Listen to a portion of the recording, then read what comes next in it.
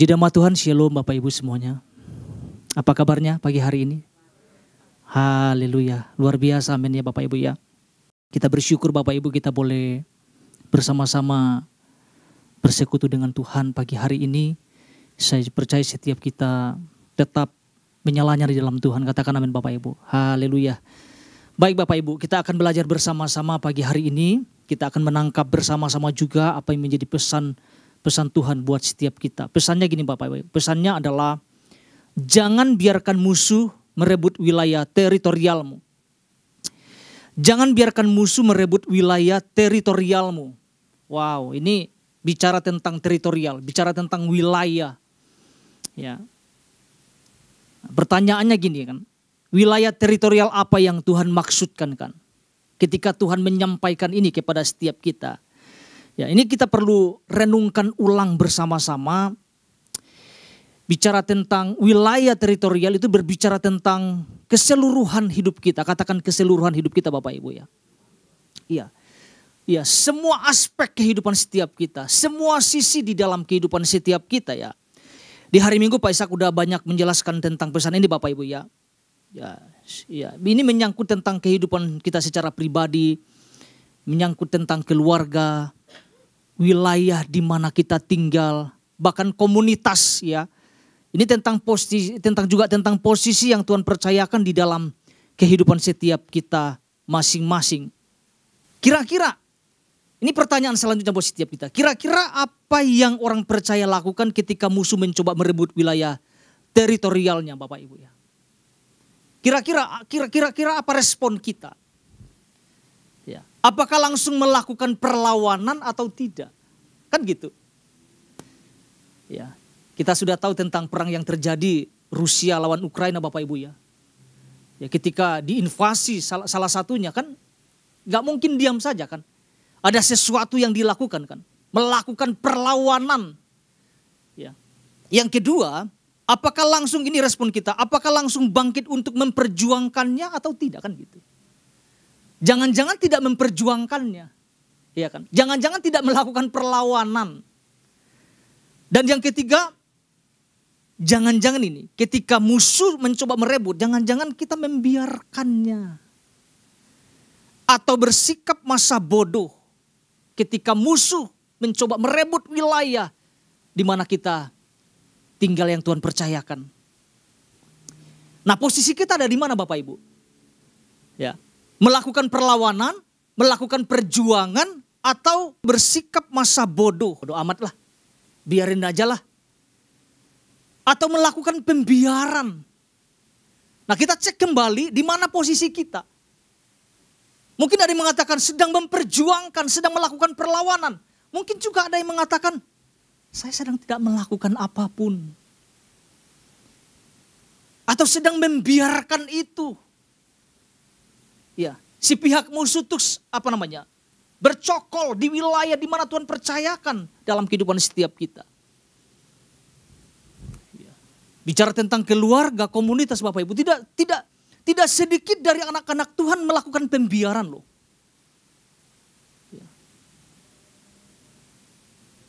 Apalagi di dalam keluarga, itu jangan sampai kita mengambil sikap yang namanya masa bodoh. Terserah, biarin saja. Itu sangat bahaya kalau itu terjadi di dalam kehidupan setiap kita. Makanya kita perlu renungkan bersama-sama ketika Tuhan mengatakan jangan biarkan musuh merebut apapun di dalam kehidupan setiap kita. Ya. Posisi kita ada di mana Bapak Ibu ya? Kita harus tahu, kita harus merenungkan ini. Jangan-jangan gini. Posisi kita sedang membiarkan terjadi itu di dalam kehidupan setiap kita. Membiarkan musuh masuk di wilayah kita. Mengobrak-abrik kehidupan setiap kita masing-masing. Ya, kalau kita renungkan ini sebuah teguran dan juga sebuah peringatan buat setiap kita Bapak Ibu. Dikatakan jangan. Jangan biarkan. Ya. Tanpa sadar mungkin lewat pesannya ini. Ada pintu-pintu yang terbuka mungkin selama ini. Di dalam kehidupan setiap kita. Sehingga si musuh bercokol di sana ya. Memporak-porandakan kehidupan orang-orang percaya. Ya. Nah, kita mau lihat apa yang menjadi dasarnya Bapak Ibu. Kita belajar sesuatu lewat kehidupan Yefta dan orang-orang Israel Bapak Ibu ya. Hakim-Hakim pasal 11 ayat 23 sampai 24. Hakim-Hakim pasal 11 ayat 23 sampai 24. Puji nama Tuhan. Dikatakan gini, maka sekarang Tuhan Allah Israel telah merebut milik orang Amori bagi Israel umatnya. Saya ulangi, maka sekarang Tuhan Allah Israel telah merebut milik orang Amori bagi Israel umatnya. Apakah engkau hendak memiliki pula tanah mereka itu? 24 mengatakan ini, bukankah engkau akan memiliki apa yang diberi oleh Kamos Allahmu? Demikianlah kami, wow ini sebuah penegasan. Demikianlah kami dikatakan memiliki apa? Segala yang direbut bagi kami oleh siapa? Oleh Tuhan Allah kami. Kira-kira orang Israel yang merebut atau Tuhan yang merebut Bapak Ibu? Yang memberikan tanah ini kepada mereka. Tuhan kan? Makanya tanggapannya jelas. Dikatakan demikianlah kami memiliki segala yang direbut. Jadi yang merebut tanah orang musuh itu adalah Tuhan sendiri yang berperkara di dalamnya. Tuhan yang memberikan tanah itu kepada mereka. Ya. Kalau kita melihat Bapak Ibu ya, Pak Ishak sudah menjelaskan tentang latar belakang dari perikop ini. Intinya pihak musuh mencoba mengklaim tanah atau wilayah yang diduduki oleh umat-umat Israel ini adalah tanah Bani Amon Bapak Ibu ya. Itu menurut versi mereka. Mereka mencoba mengklaim itu tanah kami, itu wilayah kami. Ya. Sedangkan dari pihak Yefta dan umat-umat Tuhan, bahwa tanah atau wilayah yang mereka duduki itu adalah pemberian Tuhan bagi mereka. Ya. Itu pemberian Tuhan. Itu mutlak diberikan oleh Tuhan kepada mereka. Ya. Yefta sebagai seorang pemimpin Bapak Ibu ya, dia begitu tegas memberikan jawaban kepada Raja Bani Amon Bapak Ibu ya. Bahwa tanah yang mereka duduki adalah tanah mereka yang Tuhan berikan kepada mereka. Ya, sikap ini kita perlu teladani Bapak Ibu. Sikap tegas ini kita perlu teladani di dalam kehidupan setiap kita. Jangan ngoyo, jangan tidak tegas gitu ya. Ya. Ketika ada sesuatu, ayo berani berdiri gitu. Berani bangkit melakukan sesuatu. Melakukan perlawanan. Ya kan?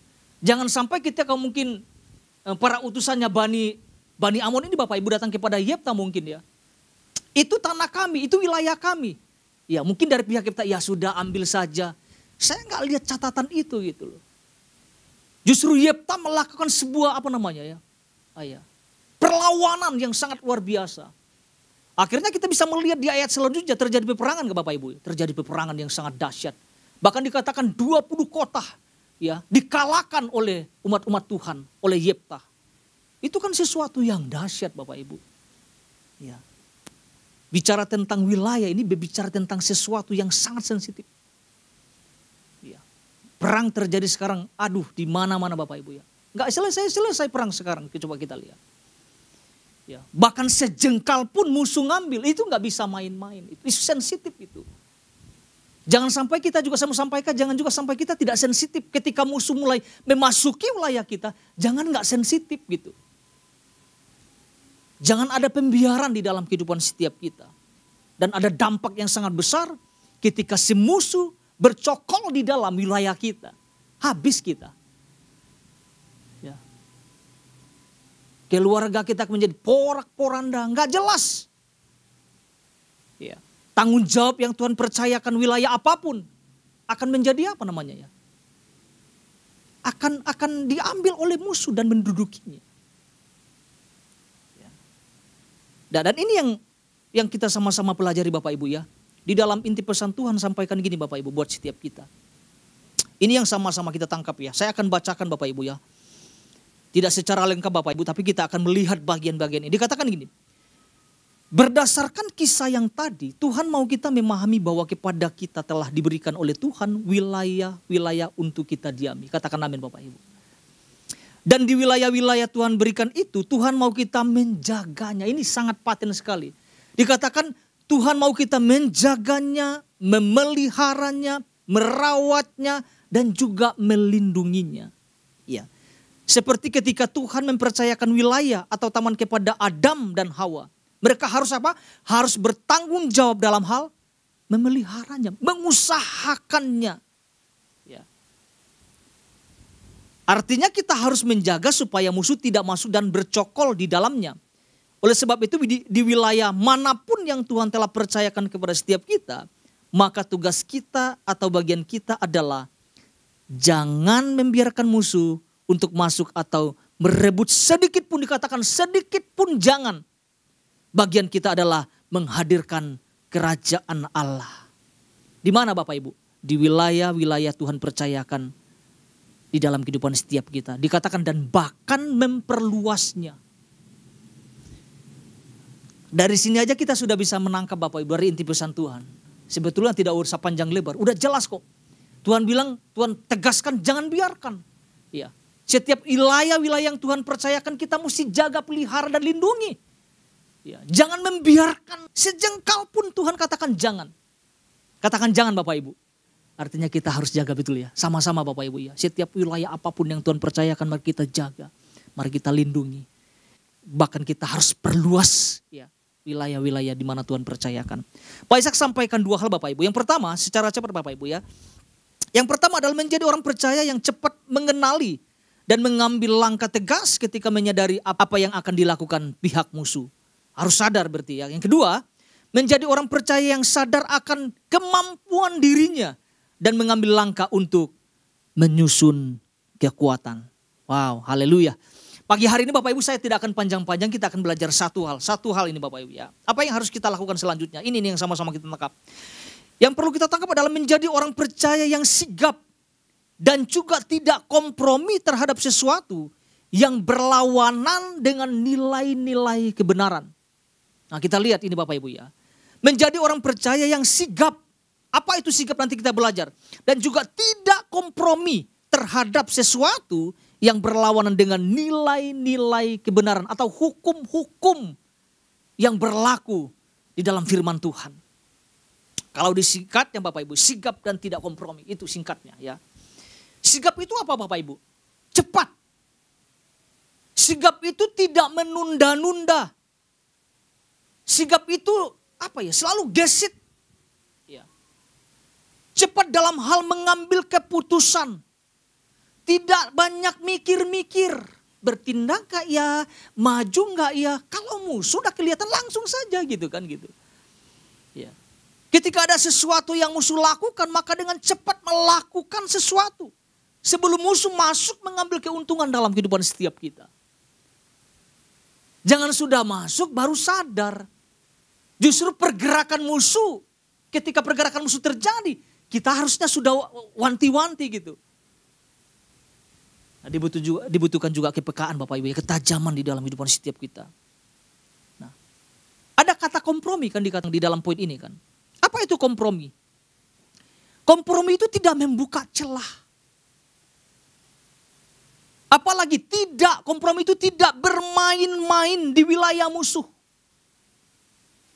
Harus perhatikan patokan, garis tegasnya harus kita lihat. Sekalipun itu menyenangkan bagi daging kita ya. Karena gini Bapak Ibu, saya perhatikan ada banyak orang-orang yang suka dan bahkan bangga ya. Berfoto dengan di tempat-tempat wilayah yang tidak seharusnya.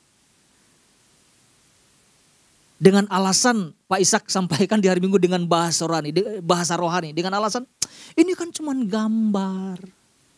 Ini kan cuman lukisan. Tapi itu kan gambar setan Bapak Ibu. Masa bangga kita berfoto sama gambar-gambar setan gitu. Mungkin banyak orang yang tersinggung kalau ngomong itu berfoto sama naga, gambar naga. Ini terus terang saja Bapak. Karena kalau saya lihat IG anak-anak Tuhan dengan bangganya. Waduh saya pikir. Coba cek.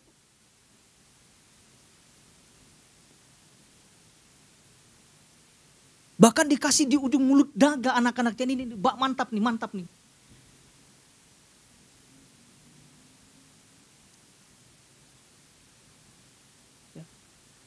Bahkan di waktu saya kuliah Bapak Ibu ya. Ada ini mungkin sengaja atau tidak sengaja. Ada seorang mahasiswa menanyakan. Saya kalau tahu namanya Bapak Ibu kenal ini orang. Ya. Sudah tidak di kita. Dia tanya tentang ini. Bapak Ibu ya, ini untuk kalangan kita. Kalau berfoto di Borobudur bagaimana? Wah, itu dengan tajam menanyakan itu kepada dosen kami yang pernah khotbah di kita. Saya lihat pertanyaan itu, aduh ini pertanyaan konyol nih. Dengan dasar apa dibangun itu gitu kan? Dengan dasar apa dibangun itu katanya? Apakah dasarnya kebenaran? Kalau dasarnya kebenaran, berfoto ribuan kali. Tapi kalau dasarnya sesuatu ada mistis, ada kegelapannya. Masakan kita anak-anak Tuhan bangga? Itu pertanyaan, itu tanggapan yang diberikan dosen. Saya pun menanggapinya, ini pertanyaan konyol.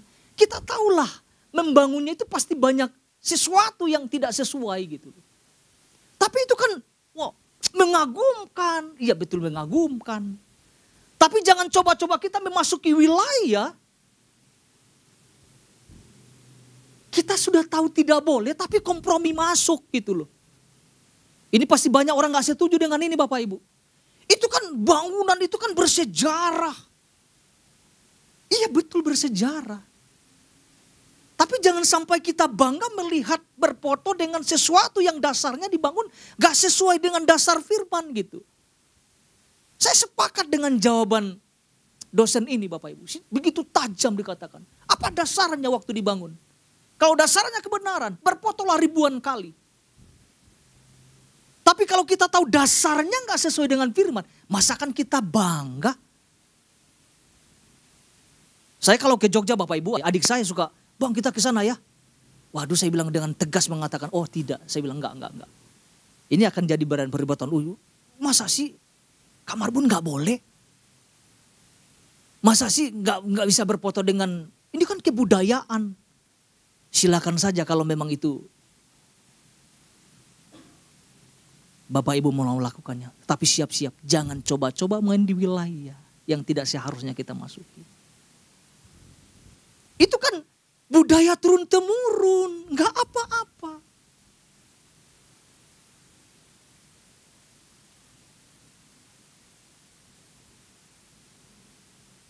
Ya mudah-mudahan tidak ada yang tersinggung Bapak Ibu ya.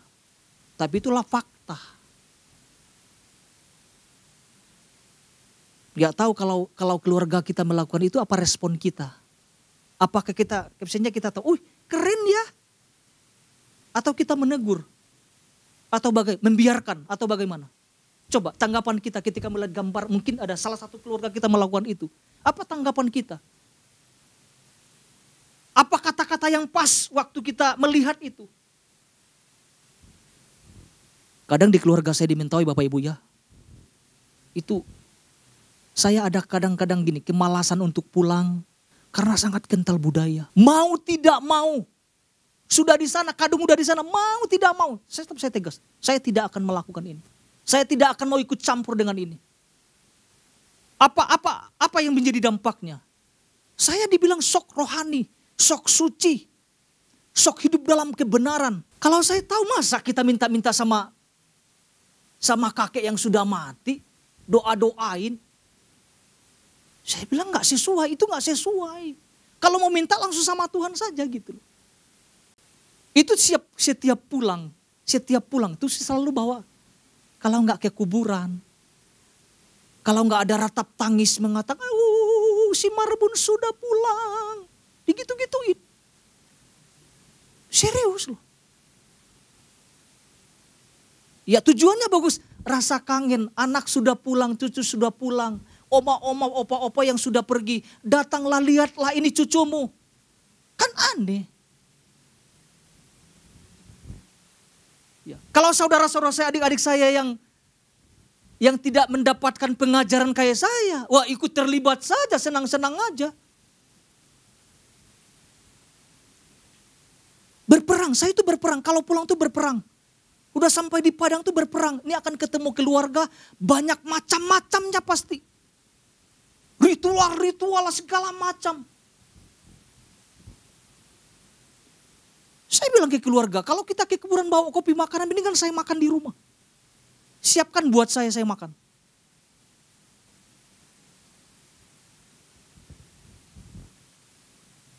Satu waktu saya ingatkan kepada adik-adik saya yang ada di rumah. Kalau kita pulang, kau jaga-jaga, saya bilang. Kau harus jaga-jaga. Orang bilang kita sok rohani, biarin saja. Yang pastinya gini, jangan sampai kita menginjak wilayah yang bukan wilayah kita. Jangan main-main.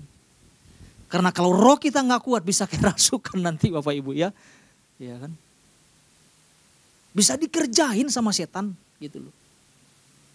Artinya nggak boleh kompromi, kita tidak boleh membuka celah. Ketika ada sesuatu yang sadar keluar, ingatkan, oh, itu tidak sesuai.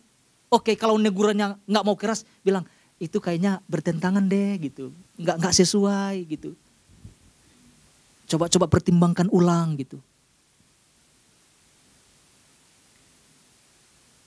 Bukan malah membesar-besarkan, wah ini hebat, itu keren ya gambarnya, aduh.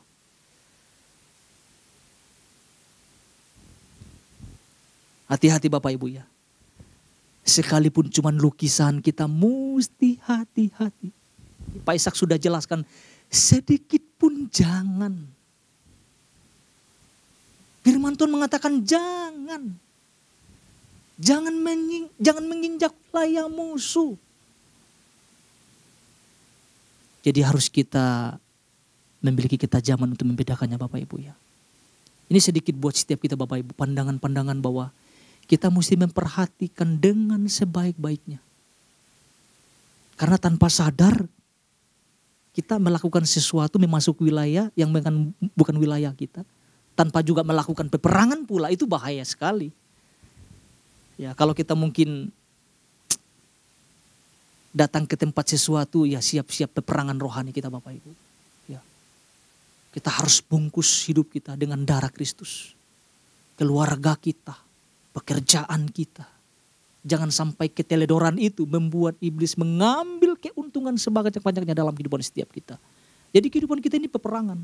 Ketika kita, pernah gak Bapak Ibu memasuki wilayah, kok ada sesuatu yang gak nyaman buat setiap kita. Pernah gak Bapak Ibu memasuki wilayah sesuatu gitu ya. Kok gak nyaman ya gitu ya. Aduh kok apa suasananya kok gak pas. Oh ya itu tanda sudah. Peperangan sudah langsung. Ya saya sama Maila juga waktu pergi kesempatan liburan Bapak Ibu. Waduh di bandaranya saja sudah kok hawanya beda ya. Saya pikir ini kok kita lakukan peperangan langsung. Kita bungkus kehidupan kita dengan darah Kristus. Ya. Gak tahu lah Bapak Ibu ya.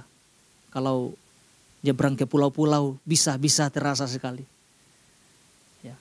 Ke wilayah-wilayah mungkin kita gak pernah tangin, tiba-tiba datang di sana. Ada sesuatu yang kok rasanya kok gak pas ya ini, kok ada sesuatu yang ya, lakukan peperangan langsung.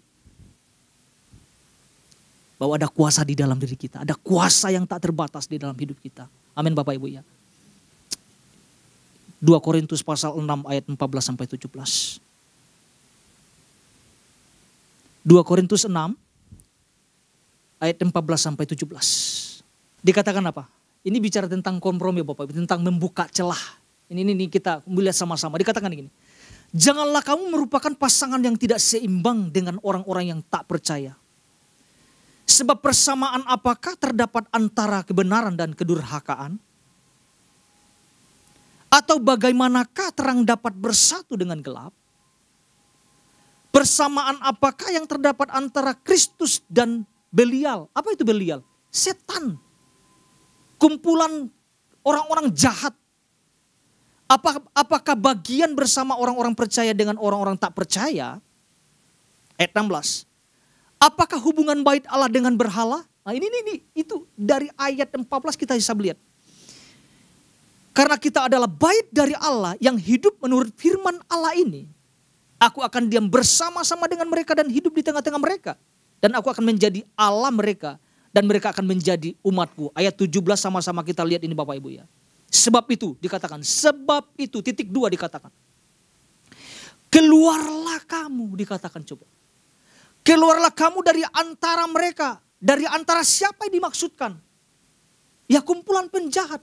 Dari kuasa kegelapan. Ya, dan pisahkanlah. Enggak sampai di situ dikatakan. Dan pisahkanlah dirimu dari mereka firman Tuhan. Dan janganlah menjamah, ini. Janganlah menjamah apa yang najis. Maka aku akan menerima kamu. Jadi dari ayat ini kita bisa melihat bahwa ada garis tegas yang tidak boleh dilanggar oleh setiap kita sebagai umat-umat Tuhan. Ada batas-batas wilayah yang tidak boleh kita masuki.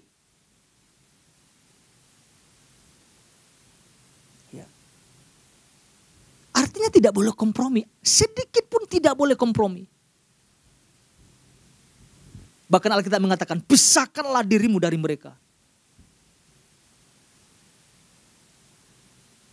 Ya. Jangan sampai tidak mau memisahkan diri dari hal-hal yang kuasa kegelapan yang coba merebut wilayah kehidupan setiap kita. Coba kata di awalnya apa? Janganlah kamu menjadi pasangan yang tidak seimbang dengan orang-orang tak percaya. Apa maksudnya ini Bapak Ibu? Jangan sampai setiap anak-anak Tuhan kompromi ini. Kan cuman temanan, bahasa rohani Pak Isa bilang kan cuman temanan. Cuman temanan tapi perkenalkan ke orang tua. Ini serius loh Pak Ma. Sudah tahu tidak sesuai. Sudah tahu tidak, gelap dan terang tidak bersatu. Kok main-main di wilayah itu sih? Alkitab jelas mengatakan gini, keluar dari mereka. Bukan malah masuk, tapi katakan keluar. Jangan sampai kita kompromi. Kadung sudah sayang, berteman lama. Ketika tidak seiman, ini hati-hati jangan kompromi. Alkitab mengatakan keluar dari itu. Pisahkan dirimu dari orang itu. Tapi dasarnya memang manusia ya kan keras kepala Bapak Ibu ya. Melakukan pelanggaran. Artinya pelanggaran apa? Memasuki orang yang tidak seiman dengan kita gitu. Bahaya sekali. Ini kan gara-gara lihat artis kan. Satu beda keyakinan, satunya lagi beda keyakinan, nikah. Oh itu kan keren. Kan mereka gak pernah ribut. Itu kan alasan-alasan rohaninya kan. Itu aman-aman saja. Harmonis-harmonis saja. Tuhan bilang jangan.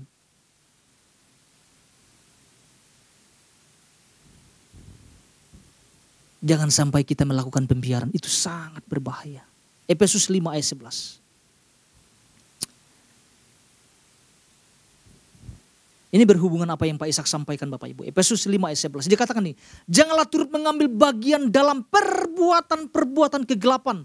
Yang apa? Yang tidak membuahkan apa-apa. Tetapi sebaliknya, nah ini dia. Telanjangilah perbuatan-perbuatan itu. Apa sih perbuatan kegelapan? Pak Ishak sudah jabarkan di hari Minggu Bapak Ibu. Pak Ishak singgung tentang tembakau kan, rokok kan. Itu tentang bicara tentang keterikatan. Saya mau tambahkan minuman keras Bapak Ibu. Itu harus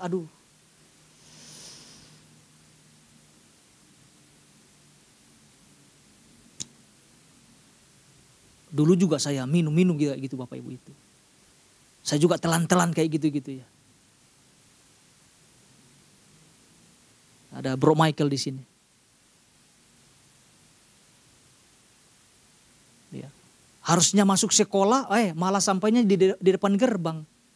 Rokok, minuman lah.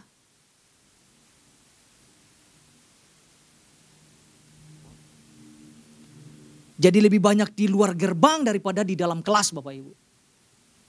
Saya jadi bertobat itu Bapak Ibu ya. Tapi nyium-nyium asap rokok kok masih enak ya. Masih mantap nih. Hati-hati itu, hati-hati. Artinya kita masih lemah itu. Ya kan kalau masuk di wilayah sesuatu, bau rokok ya. Rasanya kok nikmat ya ini ya. Itu hati-hati sudah itu. Itu masih ada panggilan besar itu. Maka kita jangan sampai memberi kesempatan. Nah, iblis akan pakai itu. keterikatan dengan games. Saya sampaikan nonton drakor. Aduh, itu berjam-jam Bapak Ibu. Berepisode besar 30. Saya pernah menegur orang di rumah Bapak Ibu. Bisa sampai 4 jam, 5 jam nonton drakor. Saya bilang, hello. Habis ceritanya bagus. Ya gara-gara mengagumi apa yang ditonton aja, itu cowoknya cakap gitu kan.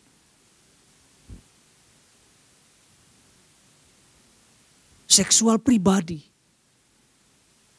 Pak Ishak sampaikan keterikatan dengan sesama jenis, sekarang lagi marak-maraknya hal ini. Si Mongol pernah bilang, nge-gym itu sangat penting. Ya. Olahraga itu sangat penting, nyaman kan ber-AC, tapi 80% semuanya. Itu si Mongol bilang ya. 80% semuanya itu agak alay-alay Bapak Ibu. Ya, ketika kita lihat berita-berita sekarang yang marak Bapak Ibu, ada perkumpulan orang-orang yang melakukan hubungan sejenis Bapak Ibu ya, ditangkap kan. Itu kan lagi marak-marak sekarang kayak gitu-gitu. Itu setan itu kayak gitu bekerja itu. Dan segala bentuk ketidakmurnian. Hati-hati Bapak Ibu ya. Jadi kita lihat sama-sama ini Bapak Ibu. Selanjutnya Bapak Ibu, secara cepat 2 hal yang saya mau sampaikan. Selanjutnya Bapak Ibu ya. Agar si musuh tidak mengambil keuntungan apapun dalam hidup kita. Secara cepat saya bacakan 2 hal. Yang pertama, yang bagian A, berani maju untuk melakukan perlawanan. Yefta melakukan perlawanan, bukan diam di tempat Bapak Ibu ya. Hakim-Hakim 11 ayat 12. Saya akan bacakan aja Bapak Ibu. Kemudian Yefta mengirim utusan kepada Raja Bani Amon dengan pesan. Saya suka kata-kata gini, apa urusanmu dengan aku? Kira-kira nadanya seperti apa Bapak Ibu? Apa urusanmu dengan aku? Atau pakai nada Papua Bapak Ibu, atau Ambon. Apa urusanmu dengan kami? Itu mungkin nadanya, mungkin Yefta mengatakan dengan keras. Apa urusanmu dengan kami? Itu sangat menentukan Bapak Ibu. Di ayat 33 terjadi peperangan. Oh itu dahsyat banget peperangannya. 20 kota direbut oleh orang-orang Israel, dikalahkan oleh Israel. Dan kemenangan terjadi sangat luar biasa. Yang terakhir Bapak Ibu, bagian B. Apalagi yang dilakukan? Cepat sadari dan libatkan Tuhan. Ya, ketika ada sesuatu yang salah atau sesuatu yang tidak berkenan, mari libatkan Tuhan. Hakim-Hakim 11 ayat 11b. Saya akan bacakan bagian B-nya saja Bapak Ibu. 11 bagian B. Apa yang dikatakan? Tetapi Yefta membawa seluruh perkara itu di hadapan siapa? Di hadapan Tuhan di Mizpah. Ya. Bukan hanya perkara melawan Bani Amon, tetapi juga termasuk juga kehidupan pribadinya. Pak Ishak jabarkan tentang Yefta itu adalah orang yang tertolak. Ya. Orang yang dibuang dengan sengaja loh Bapak Ibu. Tertolak itu gimana Bapak? Dibuang itu seperti apa? Kira-kira ada pintu enggak untuk si musuh mengambil sesuatu ketika ada sesuatu yang tidak dibereskan? Tertolak. Dibuang seperti itu. Itu bisa pintu masuk buat setan mengatakan, oh kamu kan tertolak nih. Kamu kan tertolak. Sehingga iblis mencoba memasuki wilayah kehidupannya, pribadinya Yefta. Tapi tidak terjadi gitu loh. Tidak terjadi itu Bapak Ibu. Yefta cepat-cepat menyadari tentang kehidupannya. Bahwa Tuhan pilih dia sebagai seorang pemimpin yang hebat. Di antara orang-orang Israel Bapak Ibu. Ya, kita tahu bahwa pertempuran yang dilakukan adalah pertempuran yang sangat luar biasa dan Yefta memenangkan pertempuran melawan Bani Amon Bapak Ibu. Cepat sadari dan libatkan Tuhan di segala aspek kehidupan setiap kita. Mungkin kita ada kelemahan Bapak Ibu. Mari biarlah Tuhan semua yang menuntun kehidupan setiap kita. Sehingga kita apa? Jauh dari dari tekanan musuh atau musuh mengambil wilayah di mana Tuhan percayakan di dalam kehidupan setiap kita. Jadi satu hal ini yang sama-sama kita pelajari Bapak Ibu. Menjadi orang percaya yang sigap dan juga tidak kompromi terhadap sesuatu yang berlawan dengan nilai-nilai kebenaran. Tuhan Yesus memberkati.